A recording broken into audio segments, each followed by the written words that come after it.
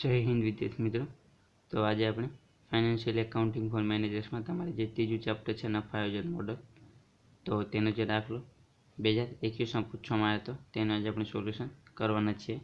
તો તમારે નફા આયોજન મોડલમાં જે બીજી રીતનો દાખલો છે પરિવર્તનશીલ અંદાજપત્રનો, તેનો આજે આપણે સોલ્યુશન કરાવવાના છીએ। તો 2021માં તમારે જે 5મો દાખલો પૂછવામાં આવ્યો હતો, તો આ દાખલો તમારે પરિવર્તનશીલ અંદાજપત્રની રીતનો છે। આમાં તમારે પરિવર્તનશીલ અંદાજપત્ર તૈયાર કરવાનું છે। આના અગાઉના વિડીયોમાં આપણે જે 2021નો જે 6ઠ્ઠો દાખલો છે, જેમાં તમારે સીમાંત પડતરનો છે તેનું આપણે સોલ્યુશન કરાયેલું છે, જેમાં તમારે સમતૂર બિંદુ, નફા જથ્થાનો ગુણોત્તર વગેરેની ગણતરી કરવાની હતી। તો આ દાખલાનું સોલ્યુશન કરાયેલું છે, તે વિડીયો તમે ન જોયો હોય તો જોઈ લેજો, તેની લિંક ડિસ્ક્રિપ્શનમાં મૂકેલી છે। તો આજે આપણે 2021નો જે 5મો દાખલો છે તેનું સોલ્યુશન કરાવવાના છીએ। તો સૌથી પહેલાં આપણે આ દાખલાની રકમ જોઈએ, ત્યાર પછી આનું સોલ્યુશન કરીએ। તો આજના વિડીયોમાં એન્ડ સુધી બન્યા રહેજો, અને આ વિડીયો તમને જો હેલ્પફુલ થાય તો વિડીયોને લાઇક કરવાનું ભૂલતા નહીં, અને તમારા દોસ્તો સાથે વિડીયો શેર કરી દેજો, જેથી તેમને પણ હેલ્પ થાય। તો ચાલો આપણે સૌપ્રથમ રકમ જોઈએ, ત્યાર પછી આનું સોલ્યુશન કરીએ। તો ચાલો સ્ટાર્ટ કરીએ। તો આપણને રકમમાં આપેલું છે કે એક કારખાનું જે ફક્ત એક જ વસ્તુનું ઉત્પાદન કરે છે, તેનું 6400 એકમોનું ઉત્પાદન કરે છે। એટલે કે એક કારખાનું છે જે 6400 એકમોનું ઉત્પાદન કરે છે, તેની ઉત્પાદન શક્તિ 6400 એકમોની છે, અને તેનો ઉત્પાદન ખર્ચ આપણને આપેલો છે 1,76,048 રૂપિયા, અને તેની વિગત આપણને નીચે મુજબ આપેલી છે। તો આપણે જોઈએ તો આપણને કઈ કઈ વિગત આપેલી છે, તો આપણને સૌપ્રથમ સ્થિર ખર્ચા આપેલા છે 20,688। ત્યાર પછી આપણે જોઈએ તો આપણને ચલિત ખર્ચા આપેલા છે। તો ચલિત ખર્ચામાં આપણને કયા કયા ખર્ચા આપેલા છે આપણે જોઈએ તો આપણને સૌપ્રથમ પ્રત્યક્ષ મજૂરી આપેલી છે, ત્યાર પછી આપણને પ્રત્યક્ષ માલ સામાન આપેલું છે, ત્યાર પછી આપણને સમારકામ આપેલા છે 1700 રૂપિયા, ત્યાર પછી પાવરનો ખર્ચ આપેલો છે અને પરચુરણ ખર્ચ આપેલો છે। તો આ રીતે આપણને અહીં સ્થિર ખર્ચા અને ચલિત ખર્ચા અંગેની માહિતી આપેલી છે। ત્યાર પછી આપણે કીધેલું છે કે કંપની 3200 એકમો અને 4800 એકમોના ઉત્પાદન લક્ષ્યાંકને ધ્યાનમાં લઈ અને પરિવર્તનશીલ અંદાજપત્ર બનાવવાનું નક્કી કરે છે। એટલે કે આપણે અહીં 3200 એકમો અને 4800 એકમો માટેનું પરિવર્તનશીલ અંદાજપત્ર બનાવવાનું થશે। ત્યાર પછી આપણને અહીં સૂચના આપેલી છે કે ખરેખર સૂચિત ઉત્પાદનનો જથ્થો કેટલો રહેશે તે બજેટની મુદત શરૂ થતાં પહેલાં આવે પછીની તારીખે નક્કી થશે। ત્યાર પછી આપણને કીધેલું છે કે ઉત્પાદનની 50% અને 75%ની સપાટીએ પરિવર્તનશીલ અંદાજપત્ર બનાવો। એટલે કે આપણે અહીં 50%ની ઉત્પાદન શક્તિએ અને 75%ની ઉત્પાદન શક્તિએ પરિવર્તનશીલ અંદાજપત્ર બનાવવાનું છે। તો આપણને 50%ની ઉત્પાદન ક્ષમતા માટેના અહીં એકમો આપેલા છે 3200, અને 75%ની ઉત્પાદન ક્ષમતા માટેના એકમો આપણને આપેલા છે 4800। તો આને ધ્યાનમાં લઈ અને આપણે પરિવર્તનશીલ અંદાજપત્ર બનાવવાનું છે। એટલે કે આપણે 50% અને 75%ની ઉત્પાદન શક્તિએ ઉત્પાદનના એકમો આપેલા છે, તો તેની આપણે ગણતરી કરવાની થશે નહીં। ત્યાર પછી આપણને કીધેલું છે કે તે ઉપરાંત એકમ દીઠ વેચાણ કિંમત જે હાલ ₹40 છે તે જ ચાલુ રાખવામાં આવશે, એમ માનીને ચોખ્ખા નફા પર તેની અસર સમજાવો। એટલે કે જે એકમ દીઠ વેચાણ કિંમત છે 40 રૂપિયા, તે આપણે ધ્યાનમાં લેવાની છે નફાની ગણતરી કરતી વખતે। ત્યાર પછી આપણે કીધેલું છે કે વહીવટી અને વેચાણ વિતરણના ખર્ચા 3600 જ ચાલુ રહેશે। એટલે કે જે વહીવટી અને વેચાણ વિતરણના ખર્ચા છે 3600, તે પણ એમને એમ ચાલુ રહેશે, તેને આપણે ધ્યાનમાં લેવાના 3600। તો આટલી આપણને માહિતી આપેલી છે, અને આટલી માહિતીને આધારે આપણને કીધેલું છે કે 50%ની ઉત્પાદન ક્ષમતા અને 75%ની ઉત્પાદન ક્ષમતાએ આપણે પરિવર્તનશીલ અંદાજપત્ર બનાવવાનું છે। તો આપણને અહીં 6400 એકમો આપેલા છે, અને આપણને અહીં કંઈ સૂચના આપવામાં આવેલી નથી કે 60%ની ઉત્પાદન ક્ષમતાના છે કે 80%ની કે 100%ની। તો માટે આપણે 6400 એકમો છે તે 100%ની ઉત્પાદન ક્ષમતાએ છે તેમ માની અને આ દાખલાની ગણતરી કરીશું। તો ચાલો હવે આપણે આ દાખલાનું સોલ્યુશન કરીએ। તો જ્યારે પણ આ રીતનો દાખલો પૂછાય ત્યારે તમારે સૌપ્રથમ આ રીતનું પરિવર્તનશીલ અંદાજપત્ર તૈયાર કરવાનું થશે। તો વિગત ત્યાર પછી આપણને દાખલામાં સૂચના આપેલી છે કે 50%ની ક્ષમતા અને 75%ની ક્ષમતાએ પરિવર્તનશીલ અંદાજપત્ર તૈયાર કરો।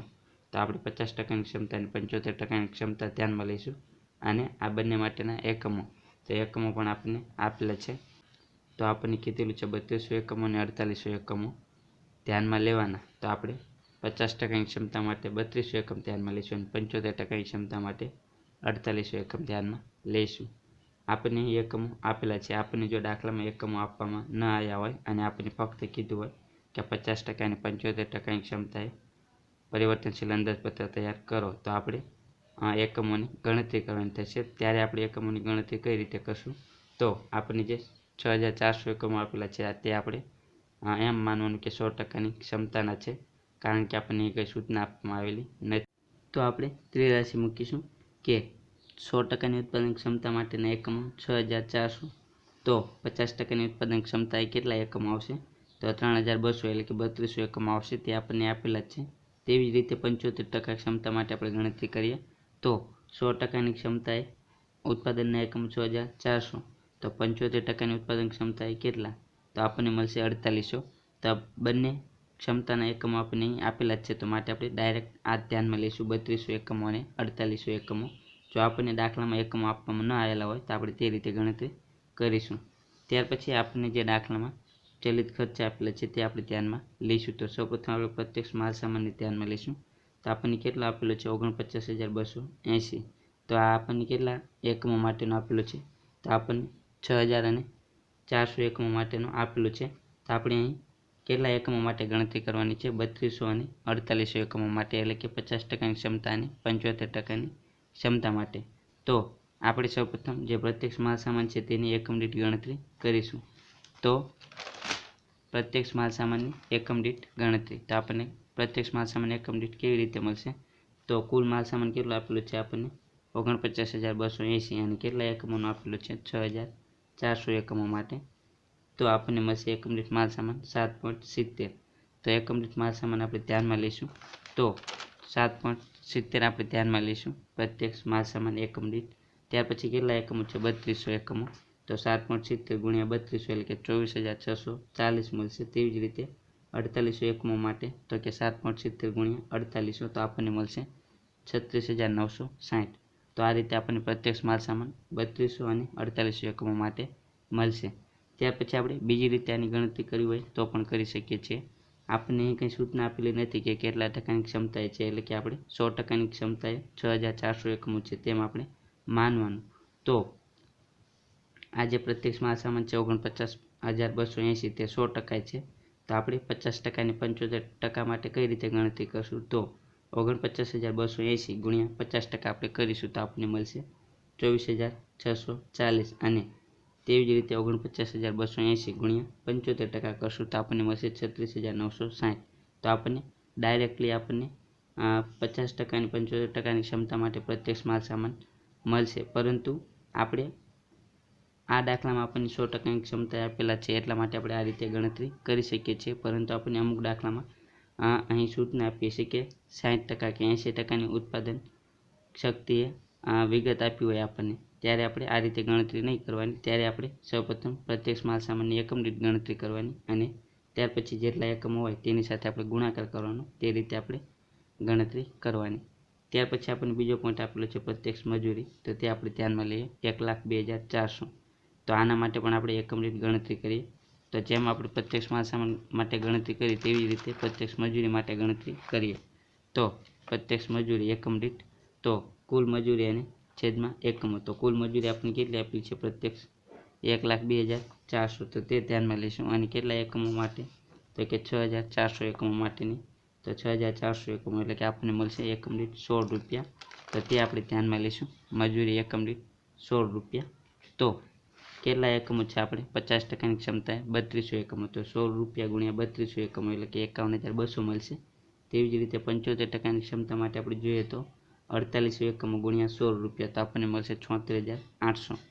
તો આ રીતે આપણે એકમ દીઠ પહેલાં ગણતરી કરવાની પ્રત્યક્ષ માલ સામાન અને મજૂરીની. ત્યાર પછી જે એકમો હોય તેની સાથે આપણે ગુણાકાર કરવાનો.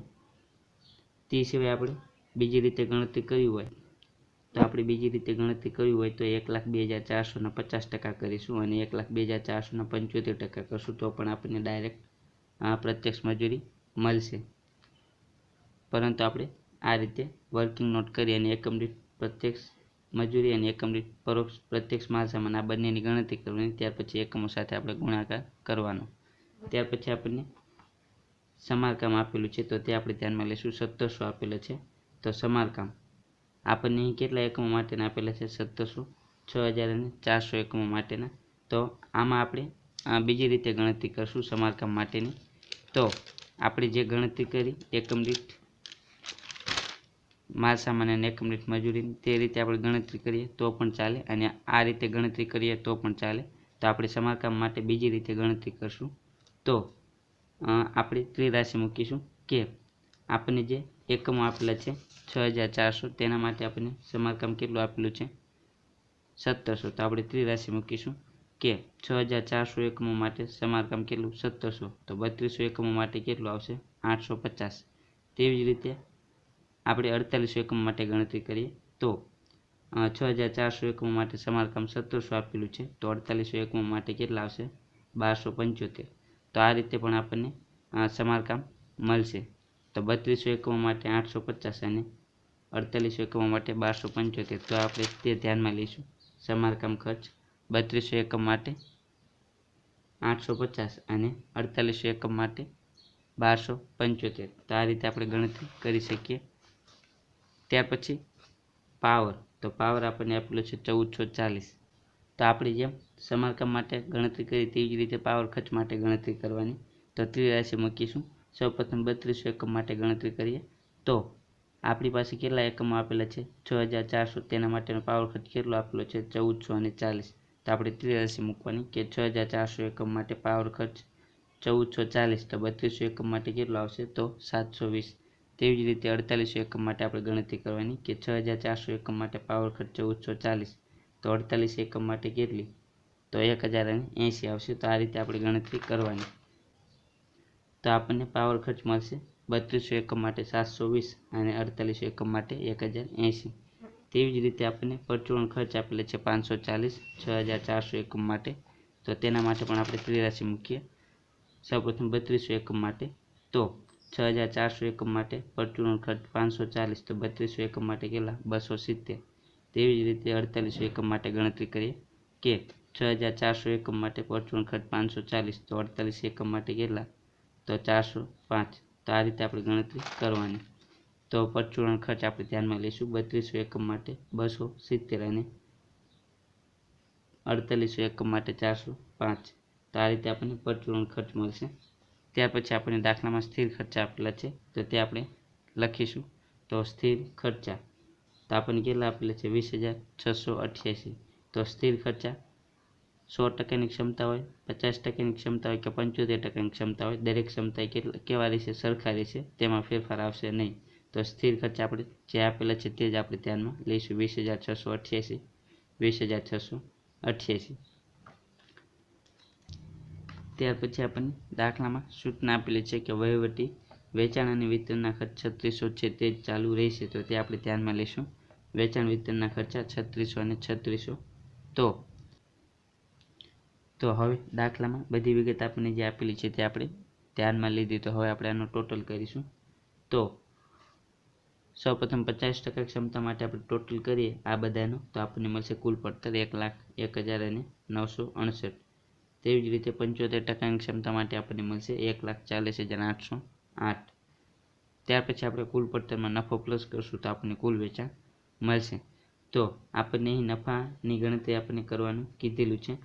તો નફાની આપણે ગણતરી કરવાની છે, પરંતુ આપણને કુલ વેચાણ મળી શકે તેમ છે. આપણને એકમ દીઠ વેચાણ કિંમત દાખલામાં આપેલી છે.